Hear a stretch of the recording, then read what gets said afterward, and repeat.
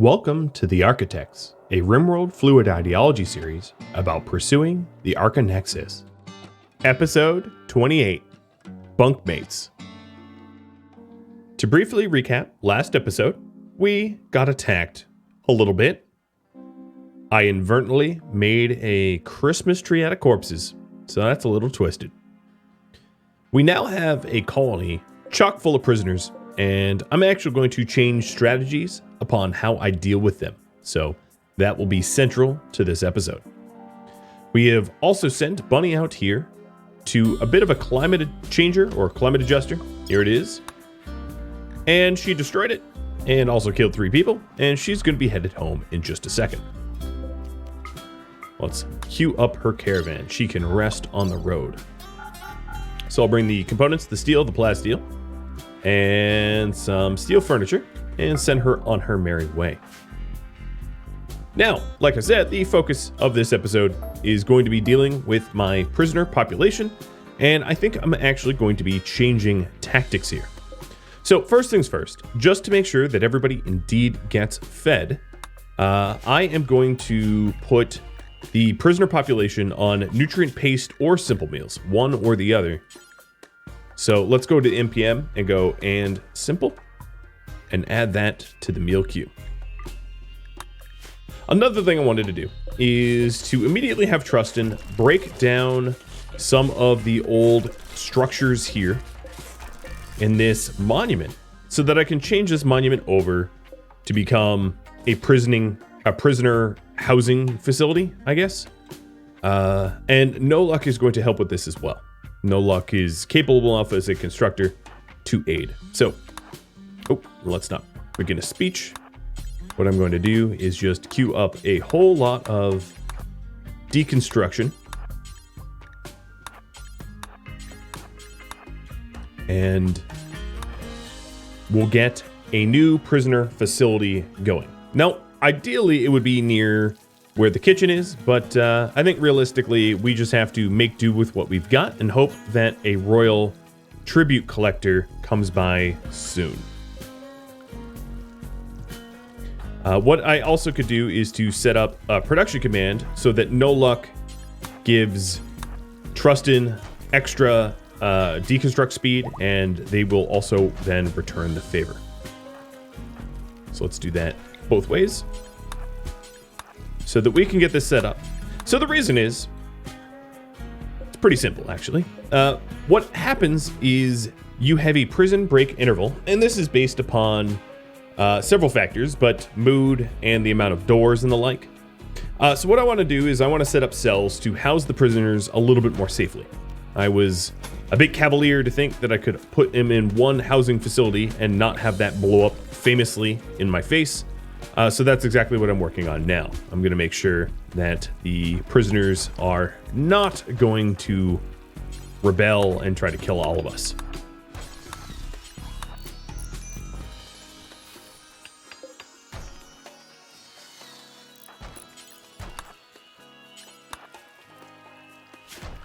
All right, so here's what it's going to look like. What we're going to do is to have individual, rather small cells. And what I like to do is I like to keep 2 prisoners per cell. The reason for 2 prisoners per cell is pretty straightforward. Prisoners often berserk, and when they do, it's really helpful to have a cellmate to beat you up. It's just a lot harder to deal with the prisoner population when they are berserking and your warden has to get beat up all the time. It's really just not all that efficient. So for that reason, I like to set it up so that they can fight one another rather than to fight my warden, keeping us safe and healthy. So what I'm doing here is getting these individual cells constructed so that we can house them and reduce the prison break interval. Now, this isn't really ideal, but converting the monument into prisoner housing is probably my best bet. I don't think I have the room or facilities anywhere else to do it, so here, we'll do it here. No Luck is bringing in the wooden doors. It doesn't really matter what the doors are made out of. You could have tough doors. The thing is, if the prisoners want to break out, they're going to break out, whether you have tough doors or not. So once that's constructed, what I'm also going to do is to set up like another prison cell in this spot here.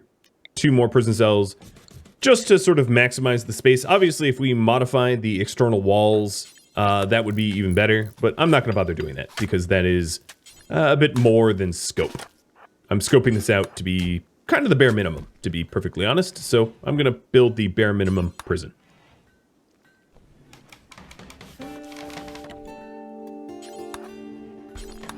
Another thing I wanted to do is to completely strip the identities of my current slaves. We have stripped them of their names, but not their tattoos or facial hair, anything like that. So that's going to be next. So Slave 2 and Slave 3 needs to go through this process. No hair, no beard, no tattoo. And then also, the apparel color should be the IDEO color. Perfect. All right, No Luck. I see that you are having a little bit of a mental break, but sadly, I cannot let you rest.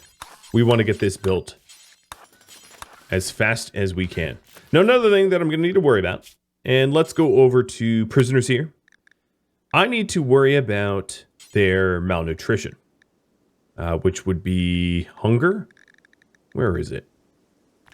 Wouldn't be in health. Needs, maybe? Food? Yeah. Oh boy, yes. Yeah, you can see the food needs. Basically, all of my prisoners are very close to starving. Because there's a lot of them. And it takes a lot of time and work to keep them fed. So I'm waking Sven up so that I can not have any of them starve to death. You know, if I've spent this much time investing in their medical care, having them die of starvation would definitely be a bit of a waste of the medicine and time that we have spent already. So trying to avoid that the best I can. Another thing I want is Lucid. Hey, can you haul these blocks out of the way? Because they're kind of intrusive.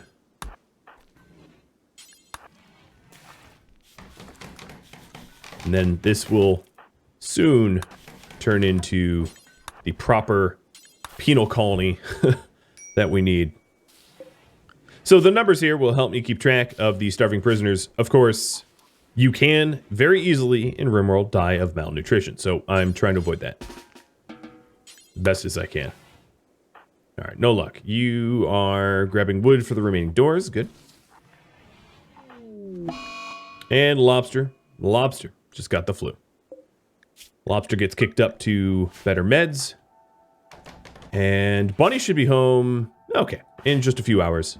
That's good. I'm going to need all the help I can get. Trustin, you are not done. You are not done, friend.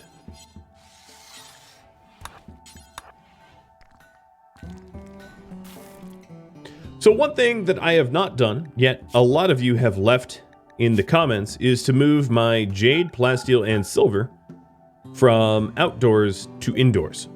So we'll get that done now.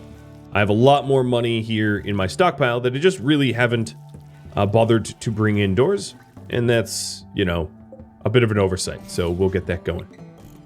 Another thing I wanted to do is to roof up the actual prison cells themselves, but leave the rest of the facility unroofed. I don't really need to roof up the rest.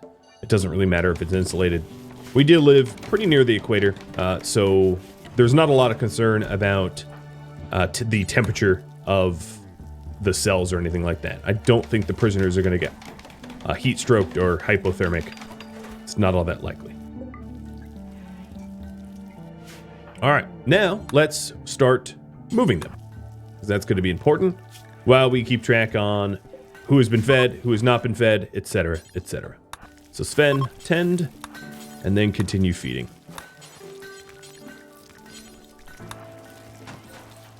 It is a lot of work, and this is exactly why I am truly hoping that we get some tribute collectors soon, because I'm simply not going to be able to keep them all fed if we're not going to have them donated. Now, there is an alternative here, and the alternative would be it's actually relatively easy for me to then bring these prisoners to another map tile and to sell them as slaves. We wouldn't get honor for it, but we would get money for it. I'd like not to do that because the health of these prisoners are actually pretty low. And when you're wounded and in low health, you're not worth very much in RimWorld. So I wouldn't actually get a lot of money selling off these guys. So I'm definitely best donating them for tribute.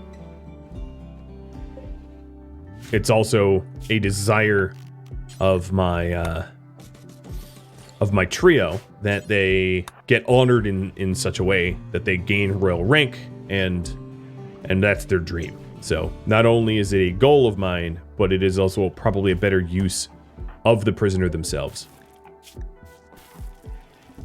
So Bunny, now that you're home, I'm going to have you take people to bed. No, well, not like that, because then I'll have to kill them. But bring them to their prison cells, I think is probably the better way to say it. And I'm constructing a few extra beds for the remaining cells, making sure that they all have comfortable quarters, not because I care about them necessarily, but because they are easier to deal with if they are placated in some way. So I am trying to placate the slave population.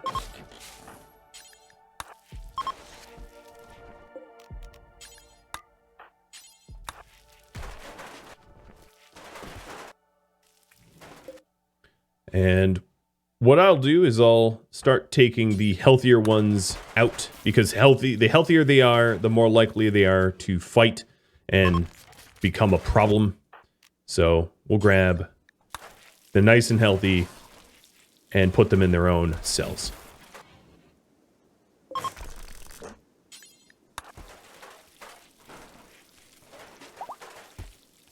Okay. Let's run a power cable over there so they get some lights. So I'm going to run a power cable like this. That should be plenty enough. And Trustin, finish off these beds. So we'll be moving all of these guys in just a moment. Let's see.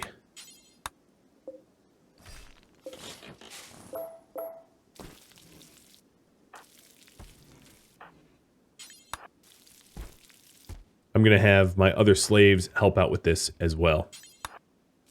And my other colonists.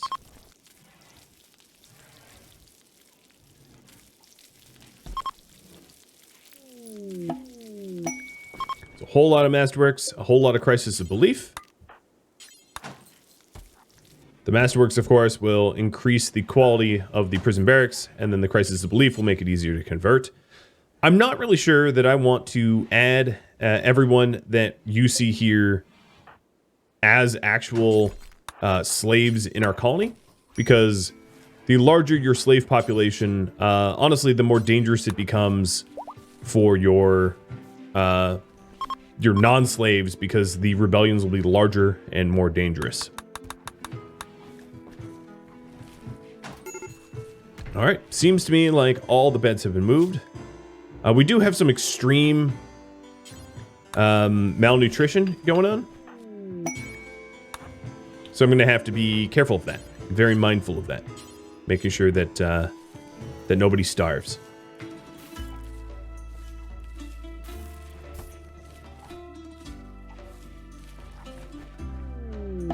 Oh, and here we have a berserk.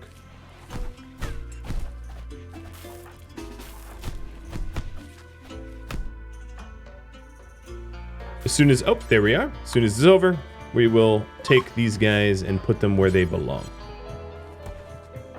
Oh, and an eclipse. Okay, so bye-bye solar power. Checking in on the numbers, as you can see, only about half of the prisoners are now been fed. So there's still more work to be done. And this is very labor intensive. So let's see.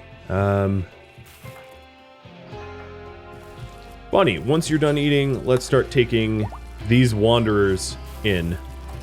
And then we can change the sort of makeshift setup that we had going on, because we no longer are accommodating the prisoners with the nutrient paste. And we're getting to a point where the prisoners...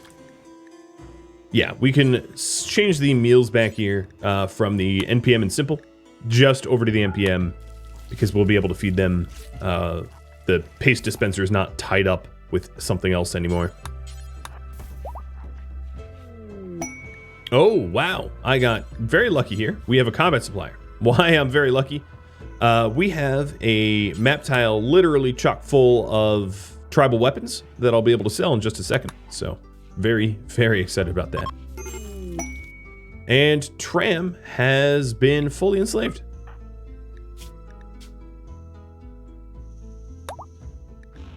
Now, one thing that I have not done is I have not really analyzed what slaves are going to be useful as slaves and what slaves are not going to be useful. So that's something I might want to revisit, because someone like Tram looks to have really no good work priorities, and therefore is not, I would probably rather have as a prisoner as a result.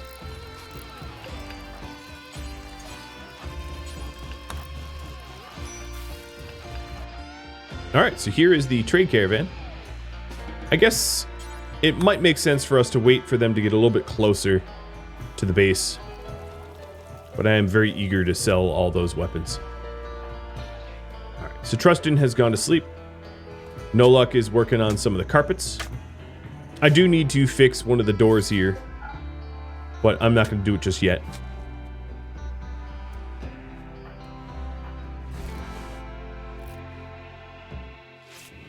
All right, let's take these guys to cells. Finally get them all shuffled away.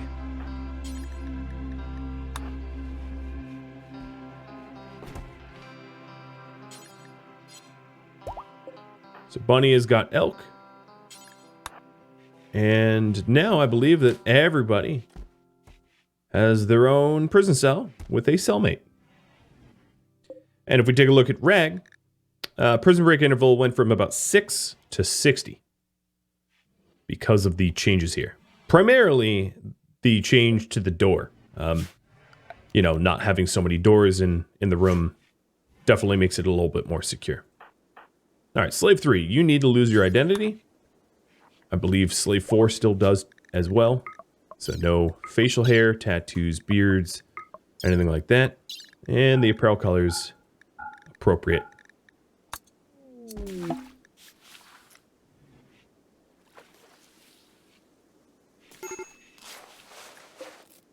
Okay, we have a medical emergency. This is a lack of food. So unfortunately, I am not really going to let people sleep for a bit, because we need to get this food service going. Now, eventually what I could do, once they're a little bit healthier, I won't need to feed them manually. I could just drop the meal in, and that's a lot faster. But what I was going to say is we can drop stacks of pemmican, because I do have some stacks of pemmican. We can just drop stacks of pemmican into the prison cell so that I don't really have to deliver food regularly. I'm not going to be doing this quest.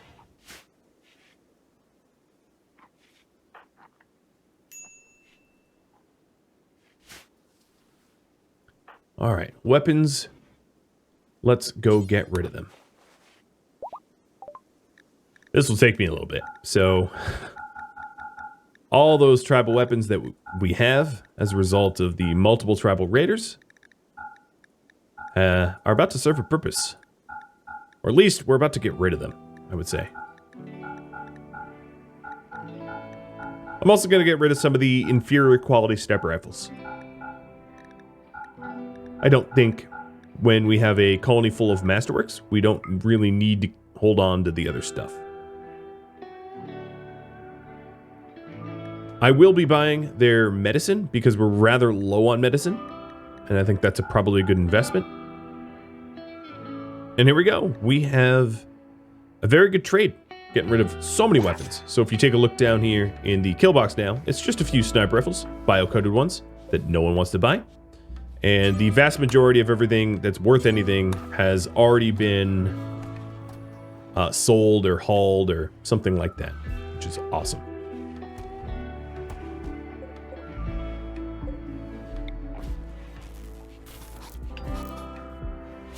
So the purpose of this power cable here is so that we can illuminate the prison cells, because a lit prison is going to keep the prisoners a little bit more happy. It's a lot of steel, but we did buy a whole lot of steel, so I'm not that worried about that. Chickens have joined. Oh boy, 8 of them. I don't really want to look after chickens at the moment, so Zleb, you have some chicken slaughter to do. We don't really have effective grazing land. The only things they really can graze on are the things that we eat, so I don't think that chicken protein is appropriate for the desert map tile. I could, of course, make it work, but I think it's far easier just to hunt and to farm instead. Perhaps the next Archonexus colony we will consider chickens, but not this one.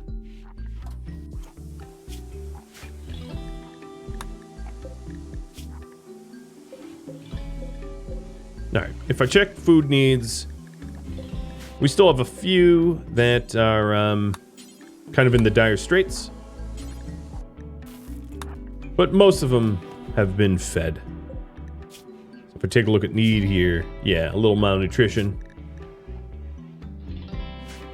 But most have had food delivered. Also, the lights will help us to repair and deliver food and that kind of stuff a little bit faster.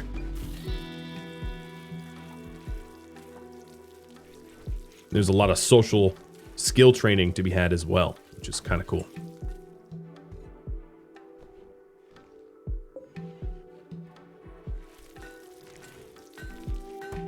So we almost have all the sniper rifles out of here. And then once all the sniper rifles out of there, we will set fire to it. So let me start to haul the rest of this out.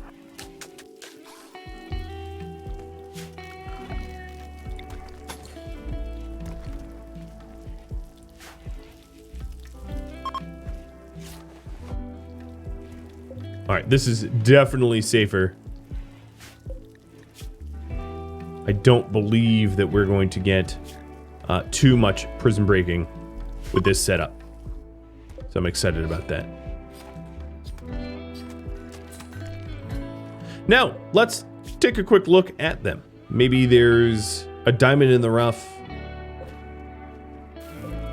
Steadfast and kind, but no dumb labor. Ooh, I don't know. Not too many diamonds here.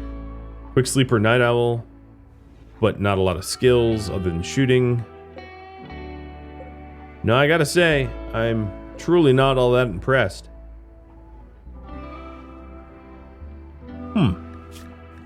Fieldy's not terrible.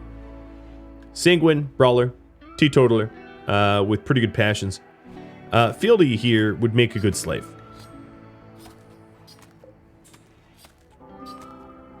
With all those passions. So Fieldy might be the only one that we actually enslave, and the rest just stay as prisoners until a caravan picks them up or I sell them.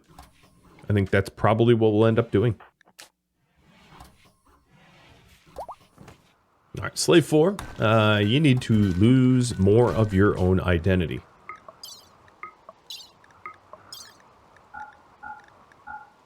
There we go.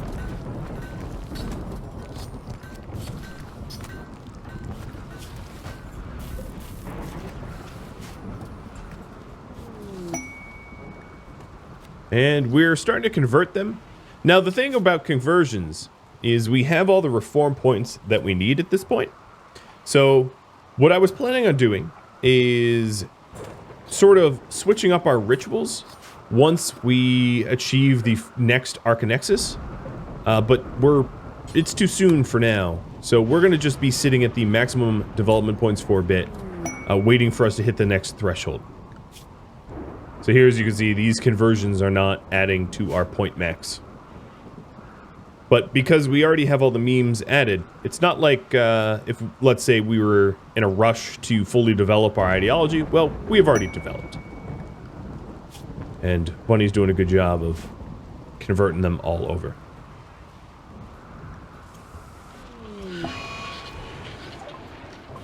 Ooh, Psychic Droner high. So that's going to be particularly harsh on Sven, who's sensitive with that specific helmet.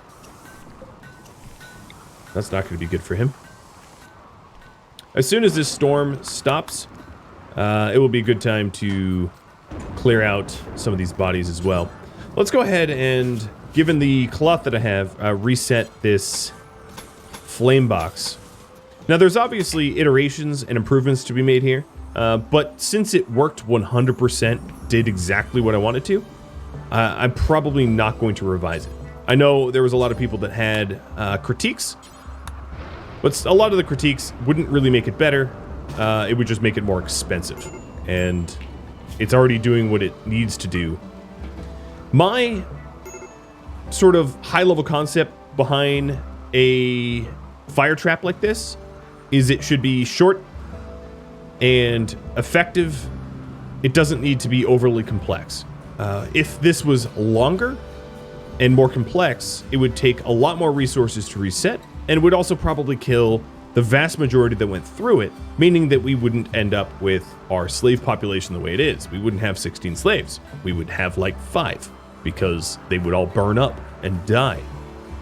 So you want it long enough to be effective, not too long that it is expensive, and not too short that it does nothing. So I feel like, yeah, it could be a little bit longer, but it obviously got the job done, and we didn't even get hurt by dozens and dozens of raiders. So why change it? I don't really need to. Doesn't make it better, it just makes it more work. And there's definitely better work to be had elsewhere. See, that's the thing, is there's always improvements to be made in a colony, and I'm sure you've all heard the don't fix it if it ain't broke. Well, I'm definitely gonna agree with that. Alright, I don't want to get punched. I'm gonna have Lucid get punched for me. Ooh, good job, Lucid. Although, I'm pretty sure you just finished it off. Another reason to have it illuminated is it will be easier to tend wounds, because I am sure there's going to be lots of wounds as these guys are unruly. Alright, it is no longer raining, so that means that someone like Zleb can go torch. Now, there are cables near the center of the kill box, and that means that unfortunately, I just hit all the slaves with that Molotov. And unfortunately for me, that does not increase suppression. That just hurts them. Oops. Watch where you throw, friend. Watch where you throw.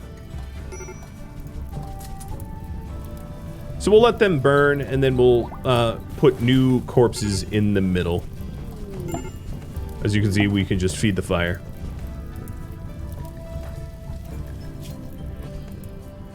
I feel like that was the first time Buddha-Man got back up from being wounded, and then immediately got Molotov thrown at his face. If he was a colonist of mine, I'd feel bad, but you know, these things happen when you're a slave of ours. Buddha-Man is trying to go on a psychite binge. Well, friend, that's going to be rather hard to do when your bunny makes you unconscious. In fact, Zleb's going to join in here too. You're fully suppressed.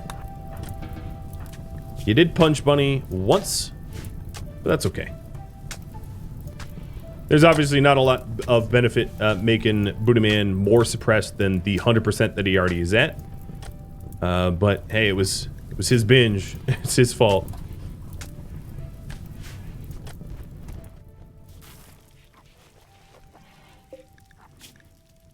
So we have a whole lot of these prisoners that are fully healed now. 1, 2, 3, 4. Oh, okay. And what I wanted to demonstrate is the price. So if you take a look at someone like Alec, who has a bionic ear, well, let's take Rag, who has just a small scar. Rag's market value is about 1,000. That's because, you know, normally the market value would be about 1,750, but because he's a little hungry and his character quality is a little lower as a result of his wounds, he's discounted. The same would be true of most of these guys because of their health problems. Kelly would be a better idea. Kelly is just a little malnourished. Or Alec here is a little malnourished, but then also has the bionic ear. I did get asked if it would be worth me taking the bionic ear out of him. And yeah, but then you also have to calculate that it's not just the bionic ear, it's also the medicine to take it out. So it might actually not be a net benefit to pull bionic ear out of him.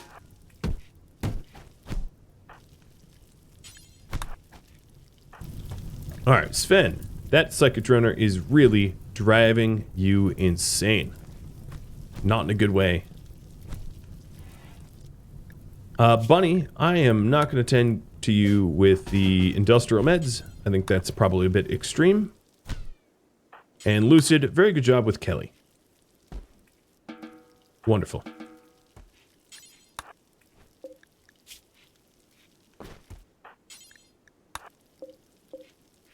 Yeah, keeping these guys fed. Ooh, it is not easy. So I did say that there was a bit of a shortcut to this. And let me show you. If you form a caravan and grab someone like Sven, who's free, load up a bunch of pemmican in him, and even meals. I could even load up some simple meals. Then what I could do is I can walk around, and obviously unconscious people can't feed themselves. But if I go to the assignments tab for numbers, right? They are NPM and simple. Let me put it back on NPM and simple, and then also add pemmican in there too, so that the prisoners eat it. And then what I could do is I can drop stacks of food so that I don't have to make house calls.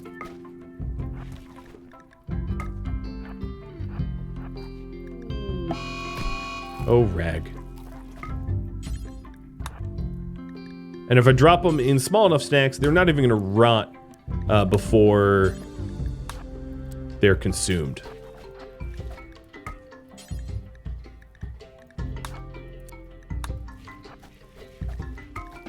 And then that would be a very effective way to keep them fed without having to constantly deliver food over and over and over.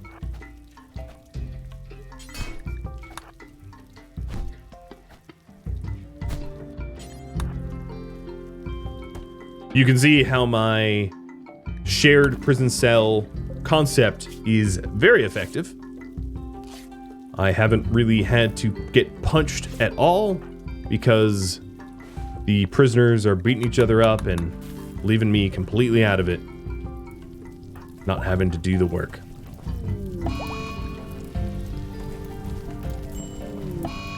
Okay, unfortunately Sven went into a daze. The only thing I really could have done for him is to take off his prestige helmet, but the problem is there's not a lot of else to put on his head, and that prestige helmet was only increasing his the droner effect by like, I don't know, 3? And taking off the helmet would have made him upset too, because then he wouldn't be in count clothing. So it was a no-win situation. I decided to leave the helmet on because it keeps him protected, and obviously it didn't really matter. He still went insane.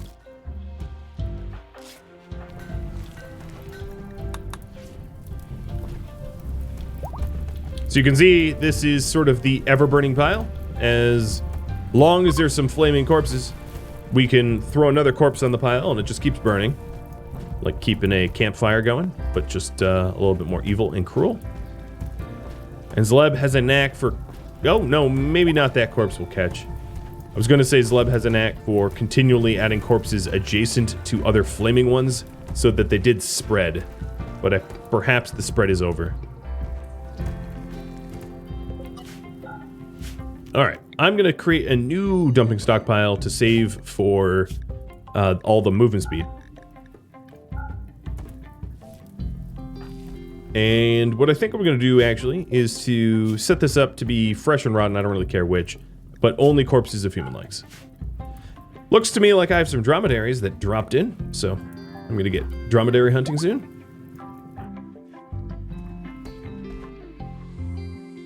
Oh, you know, I could also use a corpse stockpile over there, too. Trying to cut down on the amount of running.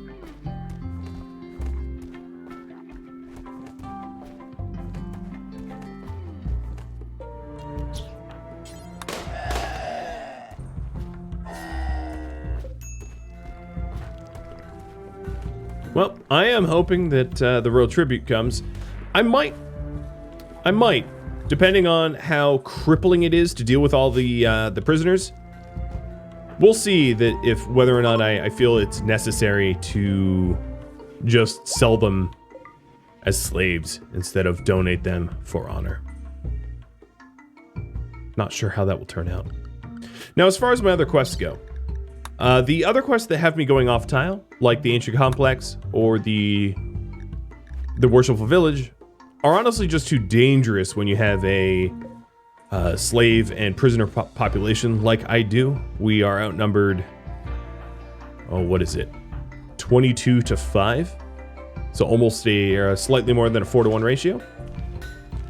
Definitely don't want to leave them short-staffed as a result of chasing other quests down. That sounds like a really bad idea.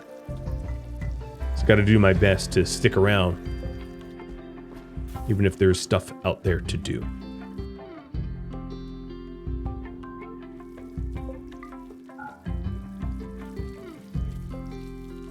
So I think instead of...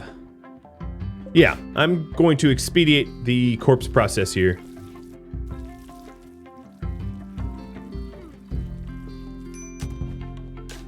And I think I'm going to do it with no luck. So the fastest way to do this, in my opinion, is to grab someone that can throw the grenades, obviously. Have them drop their weapon. Go out to the bodies. Load the things that you don't want burned into a caravan. And just start throwing.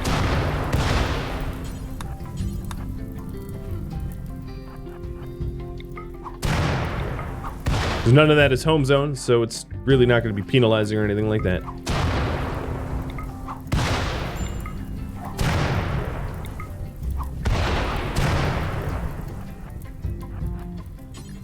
We could do the same thing down here. Just load everything that I don't want burned into a caravan.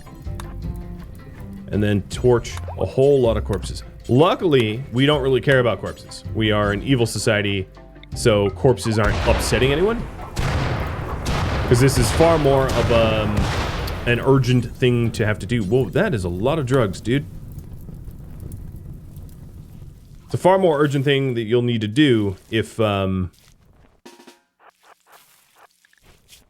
know, if corpses are ugly. You have to find someone who's bloodlust, who doesn't care about the corpses. And that's not always that easy to do. Alright, so now that we've unloaded all that stuff, I can make another trip. Grabbing these sniper rifles, the spears, that kind of junk. Making sure that we're not forgetting anything behind. And this really makes it so that you can tidy up a whole lot faster.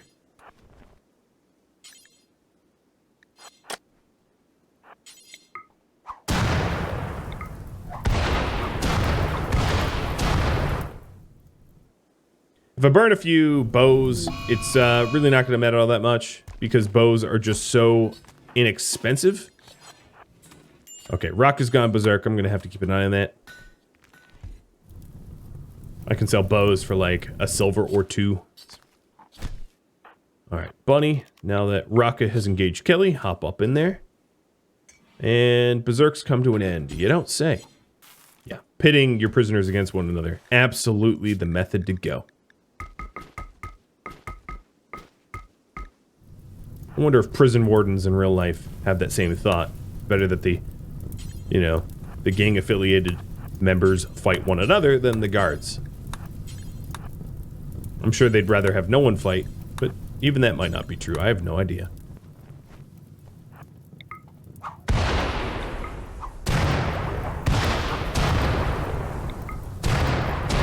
Alright, we are nearly cleaned up from the corpse-a-thon that we had earlier.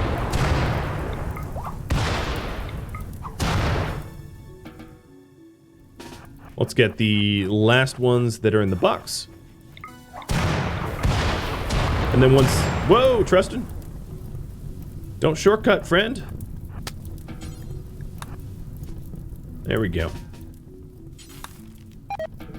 Remove from Caravan and put everything away. Alright, so it's not perfect. I mean, obviously there's still plasteel and steel to be cleaned up. But the giant corpse Christmas tree has been addressed. I burned his bionic legs. Interesting.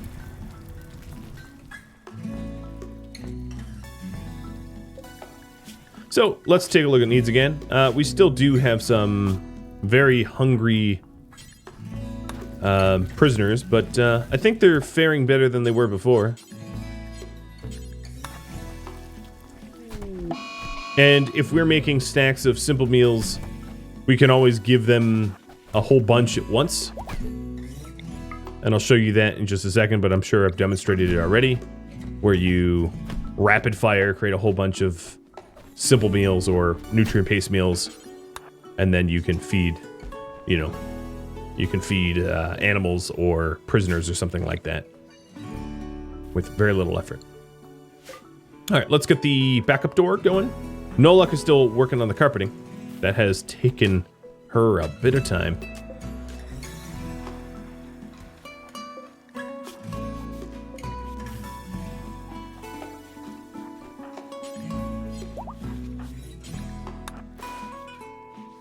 And I do want to try to avoid... So Sven's back. Awesome.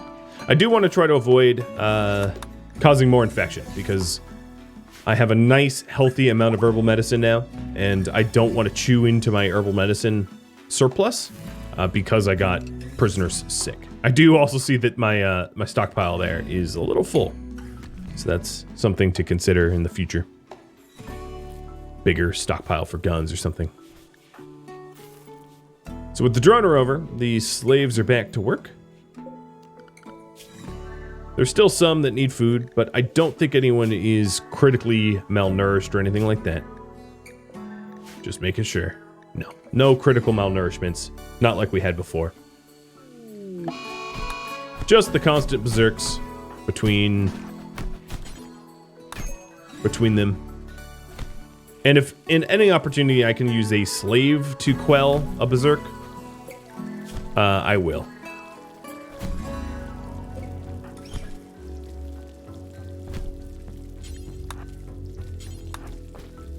All right. So they're not going to be healthy, but they are worth something. Well, friends, managing all those prisoners took a considerable amount of time, and that is all the time I have. Thank you for tuning in to the Archotechs episode 28, Bunkmates. If you have any feedback or questions for me, let me know in the comments below. If you would like to join my Discord community, Rhadamant.com and the description of this video have links to Discord. Thank you so very much for watching, and a special thank you to my Patreon patrons and Twitch subscribers and viewers like you that support the channel. Merry Christmas to you all. Farewell.